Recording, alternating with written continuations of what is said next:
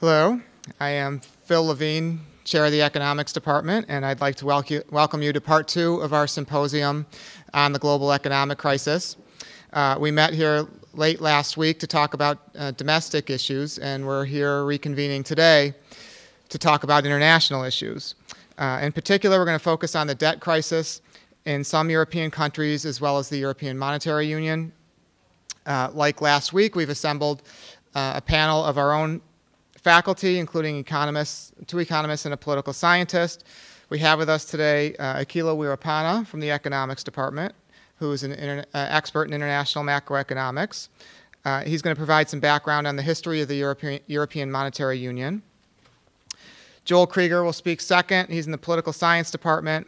He's an expert in comparative and international politics, and he'll be discussing the role that politics is playing in the process of resolving the crisis. Joyce is in the economics department. He's also an expert in international macroeconomics, and he'll be focusing on the debt crisis and the policy issues surrounding it. The format of today's event will be similar to last week. Each speaker will get, this time, 10 minutes to speak with 3 speakers. And I'm hoping that we can stick to that so we can leave questions, leave time for questions at the end. Again, we understand that many people are going to have to take off at 1:25 if you have a 1:30 class. We understand that. If you're able to stay and have questions that you want answered after that, we'll still continue the event for a little bit after that. At this point, we'll get started with Akila Weerapana.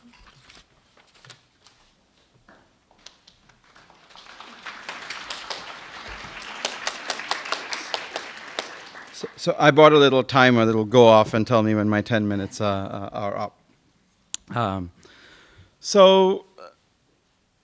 12 years ago, I started teaching at Wellesley College, and in my first semester, I taught a class on international finance. And this being Wellesley College, actually one of the students from my very first semester is actually here in the audience, although she was not in that particular class. So we spent a lot of time in that class trying to understand this newly created EMU, Economic and Monetary Union, where 11 countries had got together and adopted a single currency. We spent a lot of time asking the question, can this union succeed? Now, over the years, I kept teaching this class, and the focus kind of changed from can it succeed to sort of asking questions like who was going to be the next one to join. And about 2 years ago, we even dared ask the question, is the euro ready to replace the dollar as the global reserve currency of choice? So 12 years later, I'm teaching the exact same class in the fall of this year, and we're back to asking the same question. Can the EMU succeed? So we've come full circle in some way. So what I want to do today in my time is to give you sort of a quick overview of how the EMU came into being.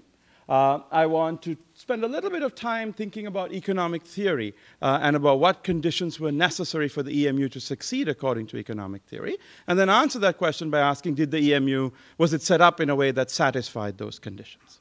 And through it all, sort of the key question that's going to underlie my presentation is to get you to think about whether the EMU was destined for trouble from the very beginning. Okay. So the economists had a wonderful phrase when the EMU was first formed. They called it an awfully big adventure, and it was. There was a new currency that these member countries were going to use. They were going to give up monetary policy making and hand it over to a new central bank called the European Central Bank. And the European Central Bank, was going to make decisions not for individual countries, but for the region as a whole.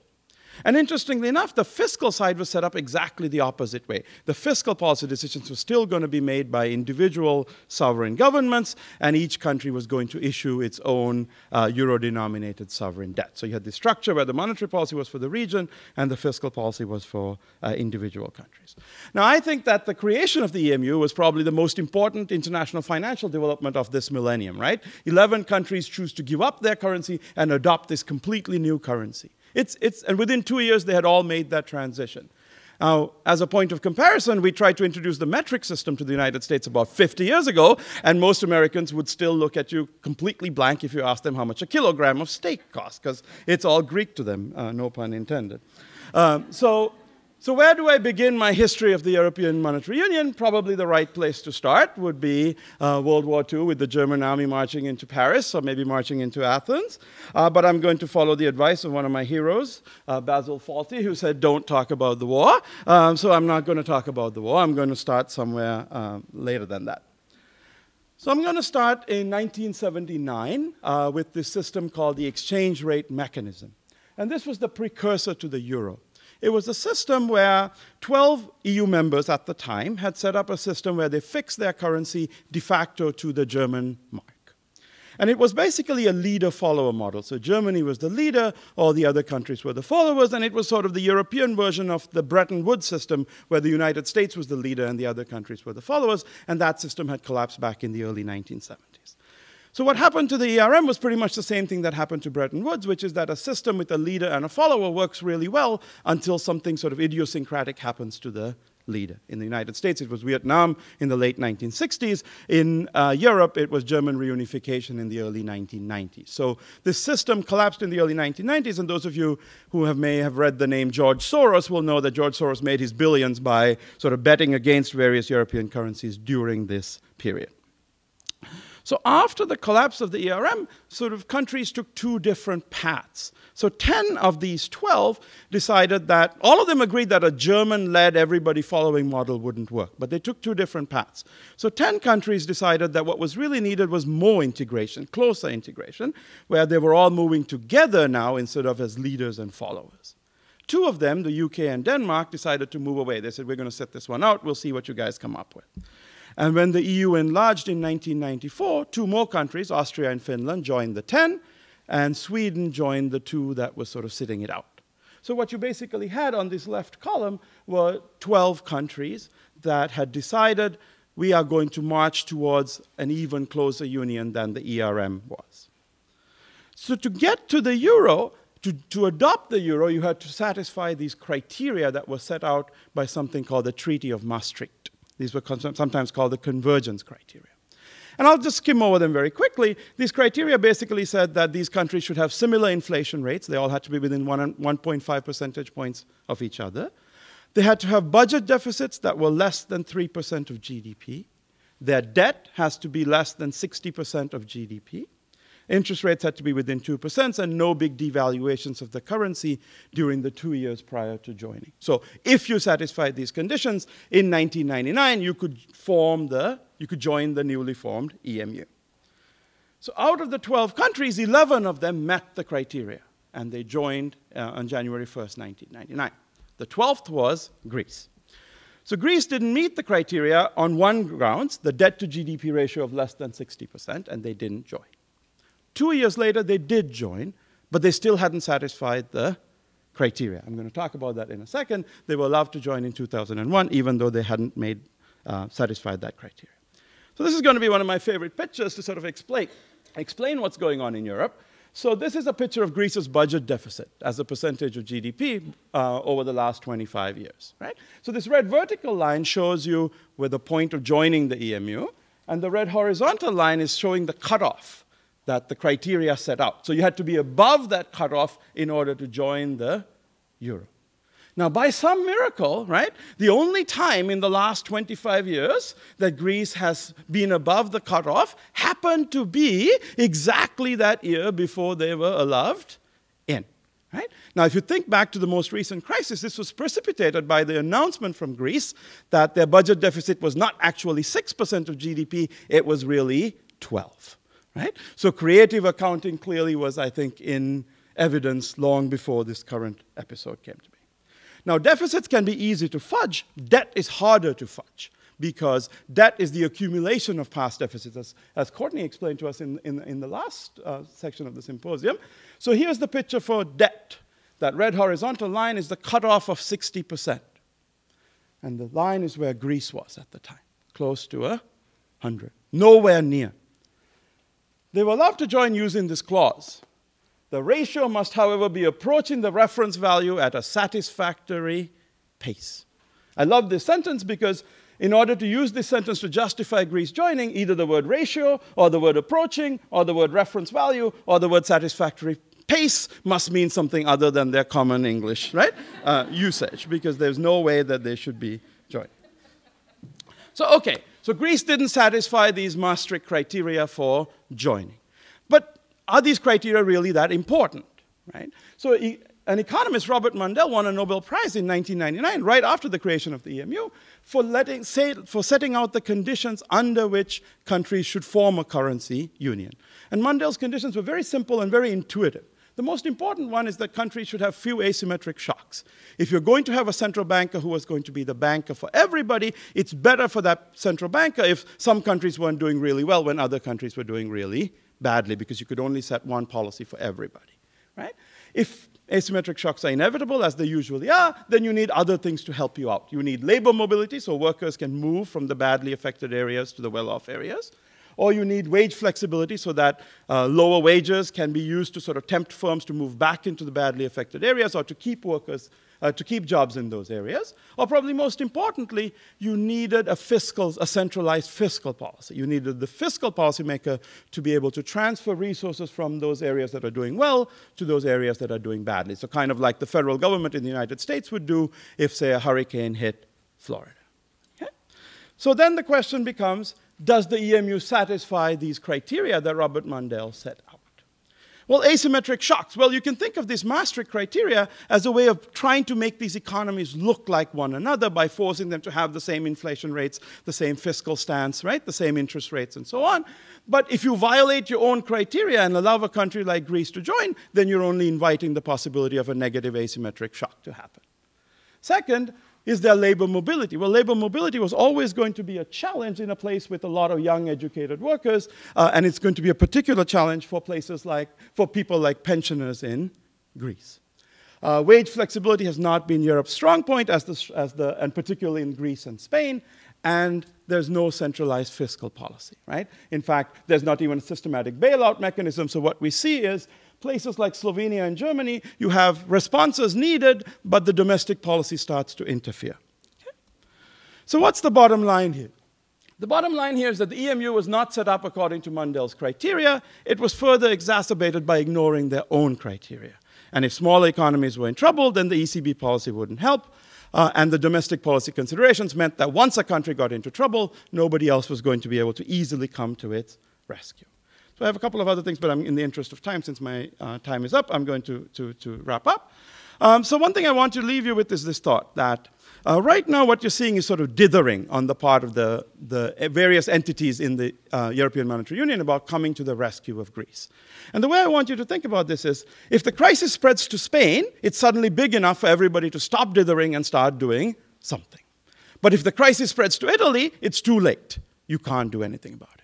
And the parallel I draw is to the United States, where, you know, until the problem gets big enough, the political process can't do anything about it. But then once it gets big enough, you have to act before it gets too big.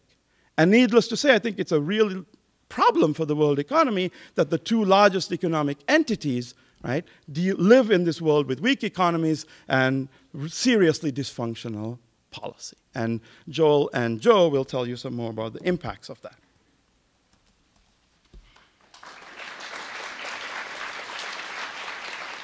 Can you hear me? I want to thank my colleagues in the economics department for organizing such a exciting exchange of views on a topic of such great urgency. I'll even overlook the fact that I think I was ever so slightly and amiably ambushed. If the title was in fact that I'm meant to resolve through politics the crisis, I should cede the remaining 9.5 minutes and take things off in another direction. In many ways, the story I'm going to tell is the same story that Akila told, and he told it with such great enthusiasm and verve. I'm not sure that what my remarks will enlighten you further. But let me tell the story just a little bit differently. 60 years ago, French Foreign Minister Robert Schuman proposed that France and Germany, plus any other democratic nation in Western Europe that wanted to join, should establish a community to govern the coal and steel industries across national borders.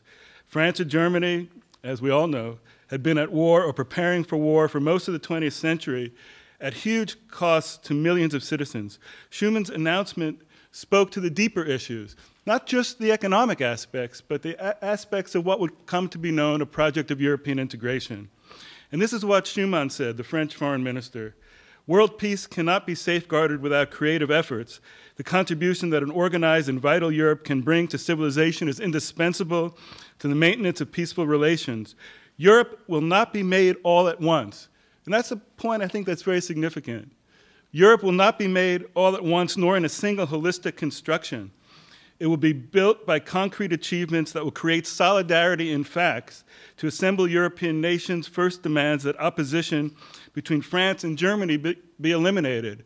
So in the original architecture of what is now called the European Union was a plan to create a kind of maxims of and practical experiences of solidarity among countries that had experienced horrific war one after the other, generation after generation. Now, in the intervening years, a lot has changed. War between Germany and France is now unthinkable. But Schumann's remarks nevertheless have contemporary resonance. Europe is still being made, not holistically, but step by step forward, step back, institutionally, brick by brick, with considerable achievements to its credit. But the solidarity that Schuman invoked as the core element in the process of European integration, the European Union has produced considerable achievements, but the EU is still very limited, ultimately. And this project of building solidarity across a massive, highly differentiated, and increasingly diverse continent remains elusive, with the verdict not yet in on the capacities of the EU to create the decision-making capacities and foster the solidarities and improve the institutional capabilities enough to see Europe through this contemporary tempestuous period. If the EU is a guide, once the world of states is transcended, we need to begin thinking differently about governance. The EU is sui generis arrangement. It's based on cooperative decision-making between governments and will rise or fall in no small measure on the success of its novel institutional design. Its founders were wise enough to recognize that intergovernmental cooperation would not work well without new institutions to stimulate it. This is why the EU was endowed with a commission with exclusive powers to propose legislation and a court that could build a body of binding European-level law. More recently, a directly elected European Parliament was set up that co-decides with governments. All the jargon in the EU is very cumbersome and complicated. I'm going to sort of go past that level to try to be clear about the simple, basic elements of the European Union. The EU political system that results from the formation of the different constitutionally recognized elements of the European Union bear little resemblance to anything we know at the national level, although it bears some similarities to federal systems. At its best, it's an elegant design to operationalize political decision-making among 27 member states of the EU. That is 17 in the Eurozone and 10 others. Perhaps more typically, despite this elegant design, it often backfires. It's often been said that it operates like a circular firing squad. Fingers pointed in every direction, and European citizens increasingly frustrated by the distance that separates them from their leaders and the extent of bureaucratic red tape that seems to entangle every decision. Europolitics, and this is the key point, has become a multi-level maze with localities, regions, and national governments spending more and more time networked at European levels. The EU is based on treaties that give it strong competence in limited areas and very weak competence in extensive areas. And that creates strategic conundrums that are thoroughly ingrained into the structure and practice of the European Union. The EU's powers first began in the economic areas, and these remain the most important things that it does today. It establishes and enforces rules governing trade among its members. More recently, it's acquired the power to make monetary policy, and we already understand that it observes in the breach than actually can exercise constraint over monetary policy. But has very limited power, and this is a point that's been made, but I think bears emphasizing, very limited power over macroeconomic policies of its members, and virtually no power over national budgets and social spending, such as pensions, education, and healthcare, which everywhere in the Union is the largest component in national budgets. In short, the EU is institutionally far too weak for the extensive responsibilities it oversees. Recall that the EMU only began in 1999, and the incompleteness and ad hoc nature of the decision-making process is understandable. European integration is like a toddler riding a bicycle. You have to push the bike and the rider to go faster than it safely can. Otherwise, it will fall over. And in fact, one of the early commissioners, Jacques Delors, coined the term, or people coined it for him, that the European Union was Jacques Delors' bicycle. It had to keep moving quickly ahead, but it moved quickly ahead without the institutional capacities to keep the rider, that is, the citizens of the European Union, who rely on progress going forward, from falling over. And it's an extremely difficult problem. The EMU federalized monetary policy for the members who joined, while everyone, including the new members, was required to join eventually once they were qualified, as we've heard. Some countries opted out, others didn't fully participate. The UK, Denmark, and Sweden, for example, and EMU members retained prerogatives over macroeconomic policies, taxing, spending, and budgeting. The Eurogroup of EMU members that works within the Council of Finance Ministers has tried to promote coherence, but nothing, and this is the key point, again, we've heard it before so eloquently by my colleague, but nothing has really obliged member states to harmonize these macroeconomic policies. This absence of cooperative economic and financial governance was what created the dangerous instability which exploded in the heat of the Great Recession. Now, originally, EU members thought that the financial crisis that exploded in the US in 2007, 2008 would stay an American problem, but they were quickly proven wrong. Almost immediately after the Lehman Brothers collapse, European banks began to fail and housing bubbles collapsed. Coping was very hard, since most of the pertinent policy prerogatives remained those of the member states. The EU nonetheless performed well initially in coordinating bailout and stimulus packages rapidly. The European Central Bank played a key role well in the short term, but there was a disastrous fall into depression. A disastrous fall into a depression was averted, but large bond spreads between those of Germany, the EU's strongest economy, and the more peripheral states like Greece, Ireland, Portugal, and Spain were an indicator of problems to come. By now, everyone knows that the original architecture of the EMU has not weathered the storm well enough, and that new designs are needed. The original German designed architecture, and now it's important, these are important elements of showing you the kind of structural differences in political agendas that the different countries have. The original German designed architecture set out rules about national debts and budget deficits to achieve economic convergence among the Eurozone members, but these rules were not really followed and enforced closely, however, and even the Germans violated them. More important, however, was the economic divergence that resulted. Poorer Eurozone members used EMU's low interest rates to borrow too much, very often to create growth by stimulating domestic real estate markets, a strategy that came back to haunt them in the Great Recession. There had been considerable economic divergence among the wealthier EMU members as well, and this will prove increasingly problematic going forward. If the rules have not worked, new ones need to be found. And I gather that's my assignment, but I can't generate the new rules that will bind the 27 countries of the European Union or even the 17 of the Eurozone. The process of institutional refinement is very much underway. It's exposed the political differences among key member states that the bailouts had earlier. Let me give you an example of the array of approaches. France, and they each are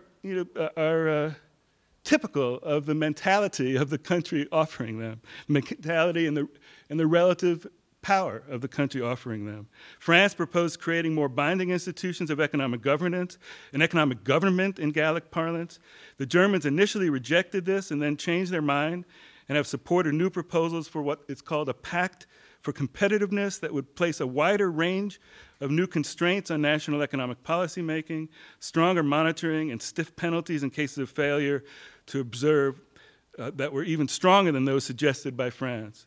Germany then insisted obstinately in getting its way, as with earlier discussions of the Greek emergency, while other EU and Eurozone members rejected the German proposals, both on their merits and because Germany was insisting on them so aggressively.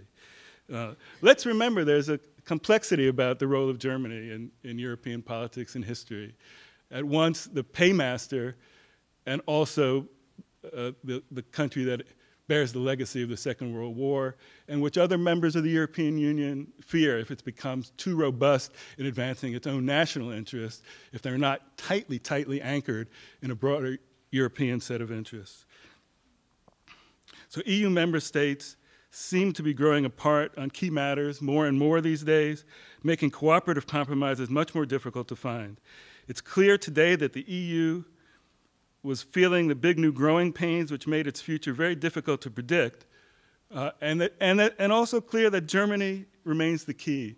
There was a cover of the Economist magazine several months ago, which showed a profile of, it's sort of like, where's Waldo, where's Angela Merkel in all this?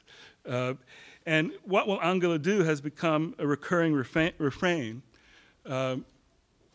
Will she act against her own political interess by forcing Germany to pay more than its fair share to resolve the economic crisis, to essentially act as a hegemon within the European context?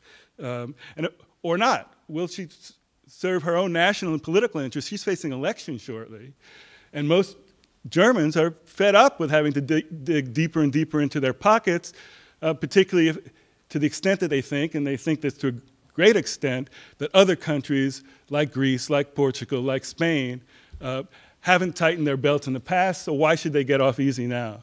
There's a kind of bitterness and political rebuke in the relationship between Greece and some of the poorer and politically weaker European countries. So the question's been asked over and over again, what will Angela do? About 10 days ago, we found out, although she might change it 10 days from now, but there was an answer. The Chancellor muscled a bill through the Bundestag supporting an expanded bailout fund, increasing both the powers and resources of the European Financial Stability Provision, the EFSP, and granting it the authority to give precautionary loans to struggling European countries, to buy EU government debt, and to top up reserves. So far, kicking and screaming, the EU seems to be finding a way, if just barely, to manage the crisis and to leverage the crisis. This is more wishful thinking than committed analysis here, but to leverage the crisis into strengthening the EU institutions. Hearkening back to the beginning of this era of post-war Europe, what Angela Merkel is putting on offer is not quite a Marshall Plan, but that said, Germany appears to be playing the role that the United States played after World War II as a reluctant hegemon who's prepared to dig deep, to a certain extent at its own expense, to sustain the project of political and economic integration in Europe. Thank you.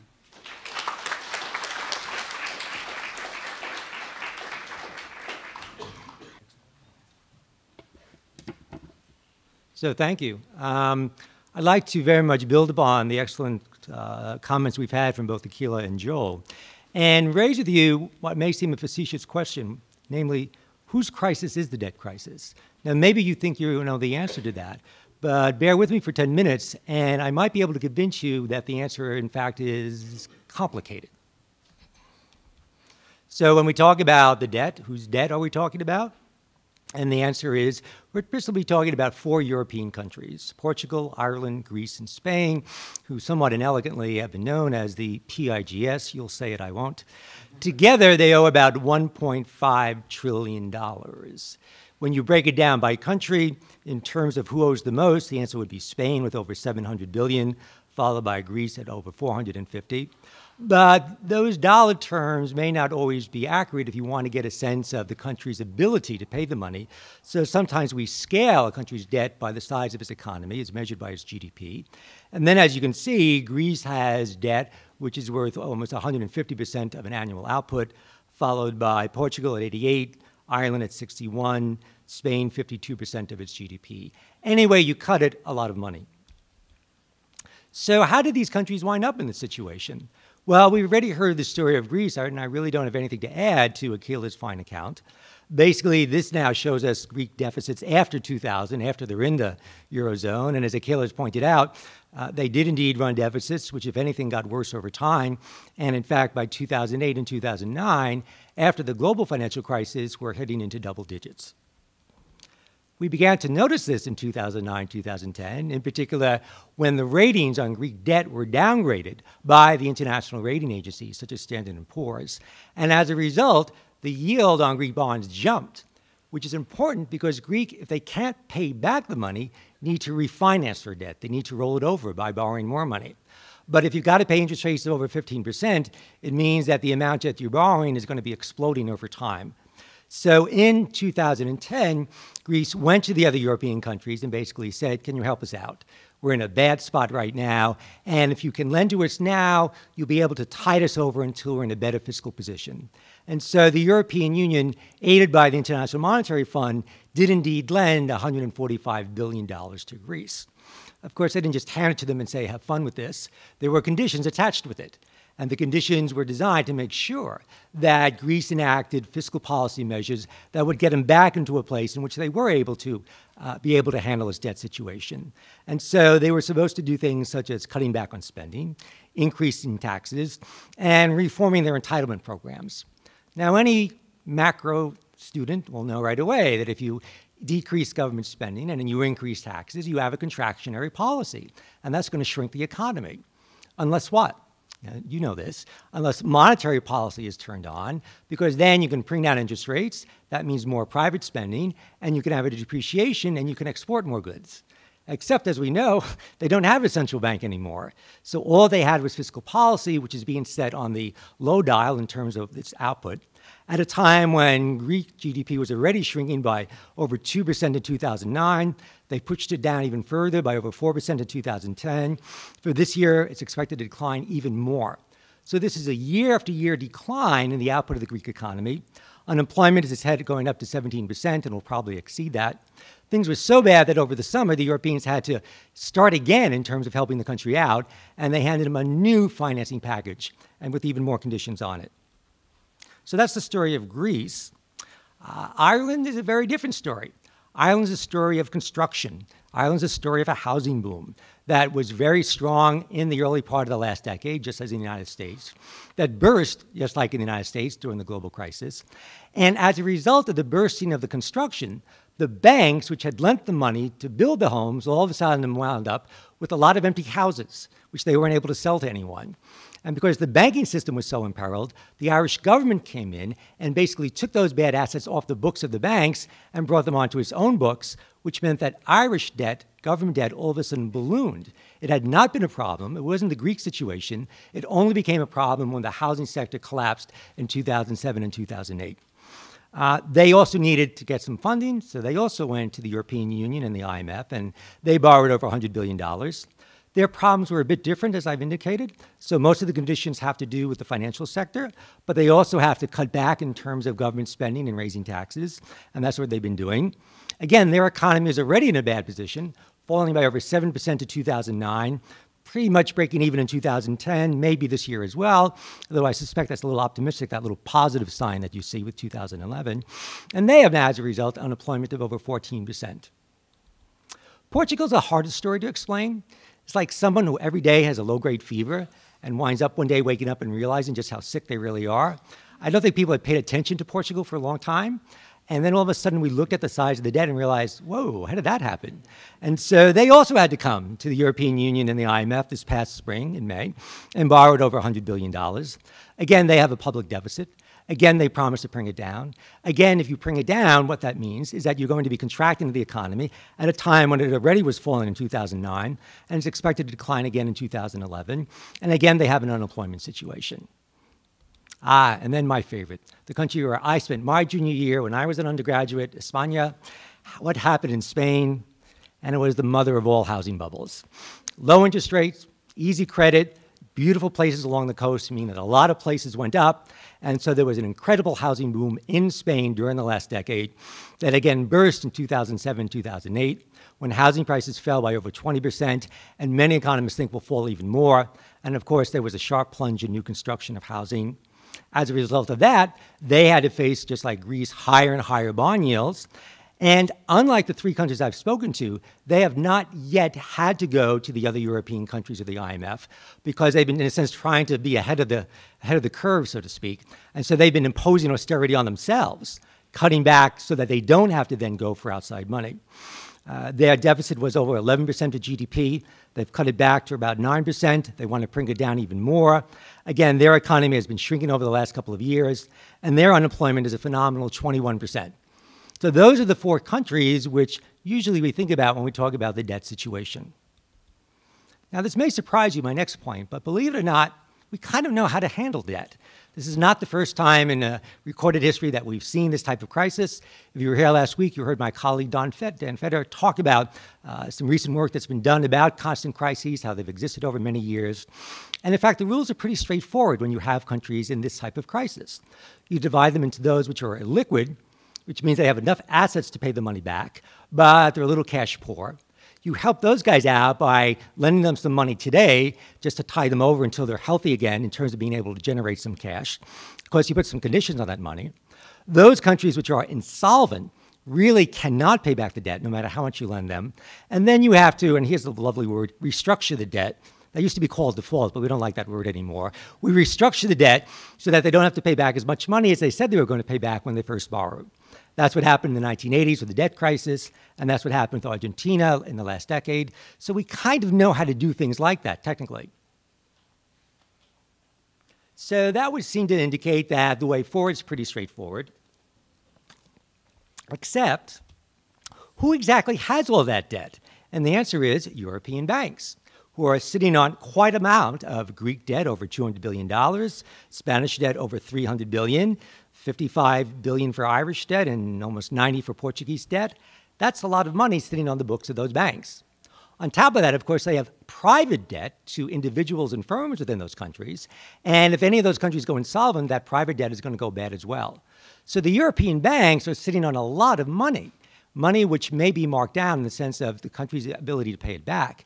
And so I ask you again, whose crisis is this? Is it really the countries, or is it the banks who own the debt, which may be marked down if Greece and some of the other countries are marked as insolvent? Except that's probably not a good thing to have happen, because the European banks are already in bad state. They came out of the last crisis, remember, from only 2 years ago, with a lot of bad loans on their books, which they're still trying to deal with. So they have a lot of bad debt. They're in the euro area, and within the euro area, output has been going down recently. It kind of jumped up a bit in 2010, but quite frankly, those figures might be revised downwards. So they're in an area where already the economies aren't that strong. They're being told that some of the IOUs they carry on their balance sheets may be marked down by 20%, 30%, maybe even more. And quite bluntly, they can't afford to do that. That someone has to, in a sense, come in and help them out. So the question is, who will support the banks? And this is the debate, a part of which Joel has very, very well summarized for us, that's going on within Europe right now. Very crudely, the Germans are saying, well, you know, the lenders, the banks made some bad decisions, and the countries that borrowed the money made some bad decisions, and they basically have to figure out how to deal with that. The French, on the other side, are saying, yes, but look at the implications for Europe. If any of these banks and/or countries start going down, won't there be really bad implications? So there's very much a debate going on right now within Europe over what to do collectively. And so I ask you again, whose crisis is this? And maybe it's not the banks. Maybe it's the countries. Maybe, in fact, that's exactly what we're seeing. And again, Joel has explained this very well, that it is turning into a political crisis, not just for the debt of crisis, but for the rest of Europe. So maybe the crisis is really the Europeans' crisis. Unless, and so I'll pick up exactly where Akila ended, unless Italy goes. Because if Italy goes, we have a game changer. Italy's debt is so large in absolute terms that when you add it on to the debt where I started with, and as you can see, all of a sudden we've gone up an incredible amount of money. And so now the amount of debt is so large that it isn't clear just what we would do about it if Italy ever had to default on its debt. And so now the scale of money becomes much bigger. Is that likely to happen? Well, paradoxically, it shouldn't, in the sense that Italy's fiscal position really isn't all that bad. They should be able to enact policies to enable them to handle the payments they need to make. Italy's problem is not so much an economic problem as it is a political problem. And so I'm going to reverse what James Carville said back in the 1990s and say, it's the politics, stupid. It's not Italy's economy that is problematic, it's Italy's politics. And that if you hit a political crisis, that indeed may feed into an economic crisis, which is going to affect a lot of people. And so I say to you one last time, and I promise it's the last time, whose crisis is this? And that, if you don't recognize him, is the head of the United States Department of Treasury Department, and that Timothy Geithner. And there's a reason why he was in Europe last week. The reason he was in Europe talking to the finance minister was to deliver a message. Fix it now, before it gets any worse. He was treated with contempt. Not surprisingly. The Europeans don't feel they need any lessons from the United States, but my point being that this problem goes beyond Europe. That, as Akila pointed out, that if indeed it does begin to grow and fester and become even larger, then it will begin to exceed Europe's bounds and begin to involve the United States. So we were talking before we began about how Akila and I have done these series of talks for a number of years now. We were here in the same room in 2008 when the economic crisis began. We were here a year later in 2009. Last year, we got a year off because we figured things were all right. Here we are again, and so I expect you would have just planned on seeing us again a year from now. Thank you. I thought that was magnificent putting this together.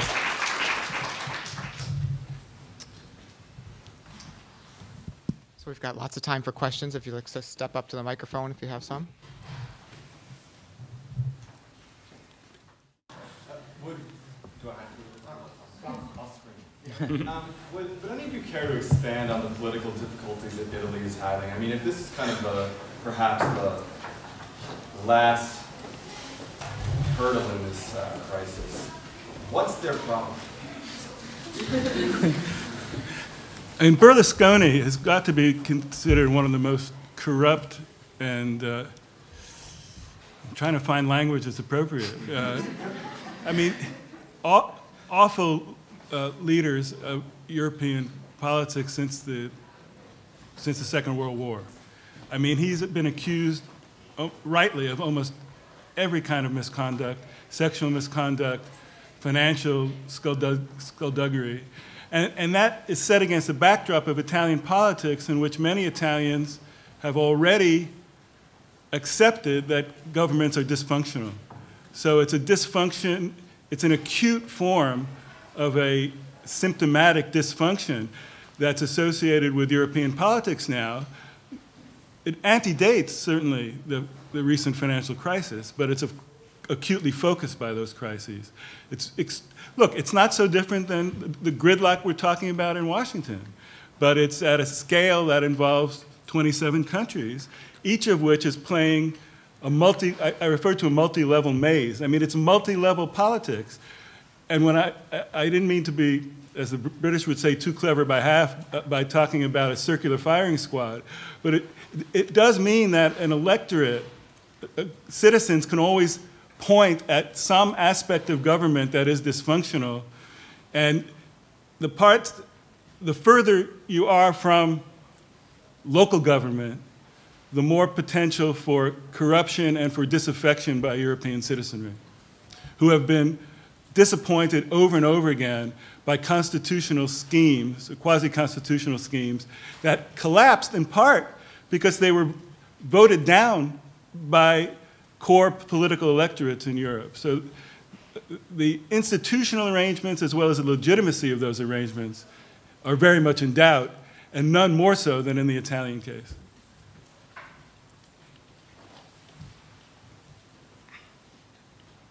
Hi, thank you. That was very interesting. So my question is, taking this to extreme a little bit, but could you envision an outcome where were the EU not able to resolve this debt crisis and it blew up a little bit bigger, that members would start to leave the European Union to get purchase again on having like both monetary and fiscal policy? And then I guess the question is, like, possible to have a functioning monetary union? And which way is the EU going to go? So, so I think Joe's sort of breakdown about who's liquid and who's solvent is really relevant here. But I'm just going to sort of go one level above and say, I think if you ask me, I would say there's if for this to really succeed, and some people will agree with me on one but not on the other, two countries have to leave the current Eurozone. The first one is Greece, because I think all the evidence suggests that it's just not functional for them to be in the same union with the same monetary policy as the rest of the EMU. And I think an orderly debt restructuring, a quick departure, get your own currency back, get your own monetary policy back, be on your own, right, would be good. But now, the last few days, I've been thinking that the other country that has to leave for this to succeed is Germany. The EMU would work a lot better if it was everybody else other than Germany, because the really problem is Germany is a big part of the EMU. They're doing well, right? They're the ones who've been looking for help. The European Central Bank is sort of built on thinking about the region's economy, and with Germany doing so well, the euro isn't going to do the adjusting, the European Central Bank isn't going to do the adjusting. So paradoxically, if Germany were to leave, this is purely an economic point of view, if Germany were to leave, the rest of the countries might actually have a better shot at making it work. But as Joel has pointed out, and anybody who's sort of looked at this issue will know, right, the history of sort of Europe and Germany is far, the history and the politics matter way too much. It's not just a pure economic story. But if you're thinking about it from an economics point of view, I think most people would say Greece should leave, and I guess I'm putting myself out of the line by saying it'd be better for everybody if Germany left.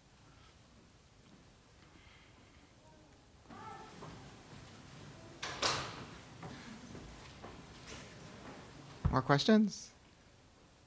May I react very, very quickly? Sure.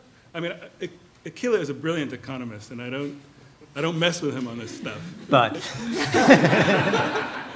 But on the politics, it's another matter.